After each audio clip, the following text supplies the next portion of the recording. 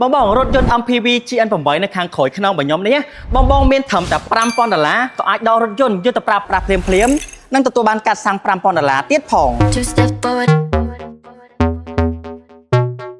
Two step forward.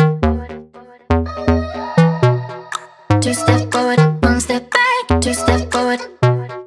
Two step forward. One step back. Two step forward. រថយន្ត MPV GAC GN8 សេរីទំនើបឆ្នាំចុងក្រោយតម្លៃកាន់តែពិសេសត្រឹមតែ$50,000ជាងតែប៉ុណ្ណោះលើពីនេះ Jessica Premium ផ្ដល់ជូនការបង់រំលោះពិសេសដោយមិនតម្រូវមានថវិកាទាំងស្រុងមានតែជាង$5,000ឬក៏បង់ប្រចាំខែត្រឹមតែ$395លោកអ្នកក៏អាចក្លាយជាម្ចាស់រថយន្ត MPV GN8 ប្រភេទ Full Option Global Spec យកទៅប្រើប្រាស់បានភ្លាមឯកសារងាយអនុម័តកម្ចីរហ័សត្រឹមតែមួយថ្ងៃបង់ជាមួយធនាគារក៏បានឬក៏ជាមួយក្រុមហ៊ុនផ្ទាល់ក៏បានដូចគ្នាសម្រាប់រថយន្តយើងមានស្តុកស្រាប់ទាំងពណ៌សទាំងពណ៌ខ្មៅទិញភ្លាមជិះភ្លាមទិញរថយន្ត GN8 ដែលមានគុណភាពស្តង់ដារចេញពីរោងចក្រប្រភេទ Master Global Spec តម្លៃល្អនិងមាន After Sales Service គឺទិញពី Jessica Premium